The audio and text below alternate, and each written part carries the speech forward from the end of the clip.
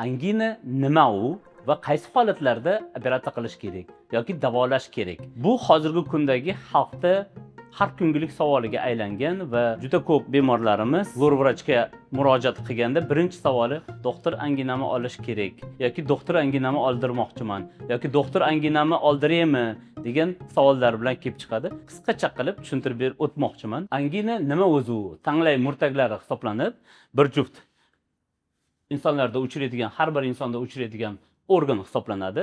Ishlaydimi, ishlamaydimi, kerakmi u, kerak emasmi u degan savollarga juda ko'p savollar bo'ladi. Kerak, har bir organ organizm uchun kerak bo'ladi.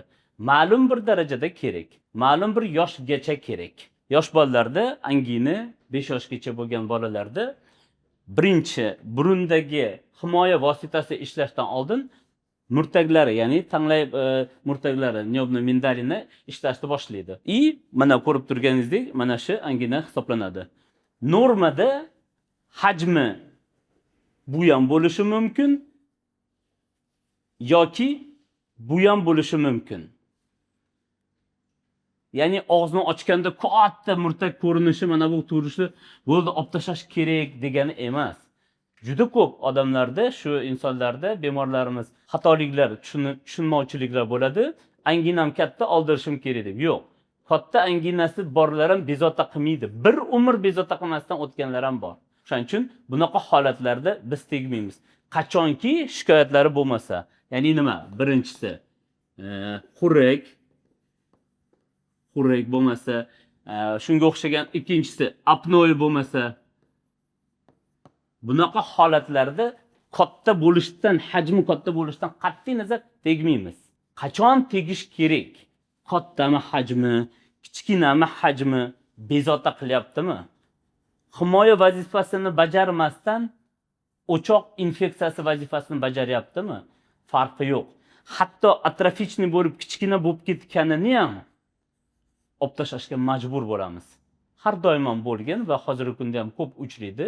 Asoratlari, ya'ni o'zini ilmiy tilda TAF 1, TAF 2 shunaqa klassifikatsiyalar bor, sinflari bor. Xalq tilida murtaklar ishlayaptimi, himoya qilyaptimi, bezovta qilmayaptimi, tegilmaydi.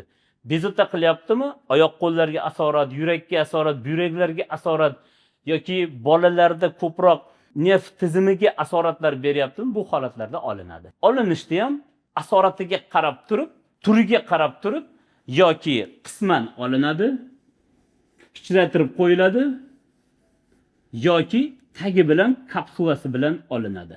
Profmed Servis klinikasi professional shifokorlar komandasi bo'lib, xalqimizga 10 yildan beri 50 mingdan oshiq jarrohlik amaliyotlari bilan, eng asosiysi garantiyaviylik jarrohlik amaliyotlari bilan xizmat qilib kelmoqdamiz.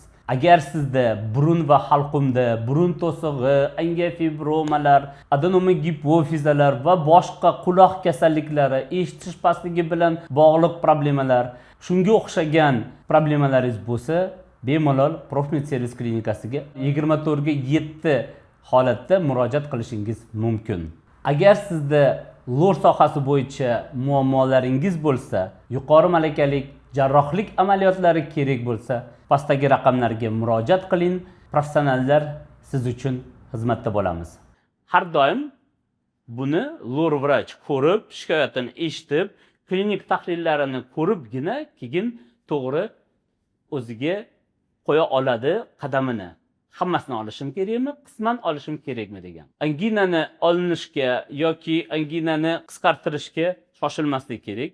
Sizda ham nima muammo bo'lsa, xuddi shu angina bilan bog'liq, xalq tilida angina, murtaklar bilan bog'liq, mindalina bilan bog'liq nima muammolar bo'lsa, birinchi lor vrachga murojaat qilishingiz kerak. Ana undan keyin holatingizga kelib chiqib, keyin to'g'ri yo'lni tanlash kerak bo'ladi.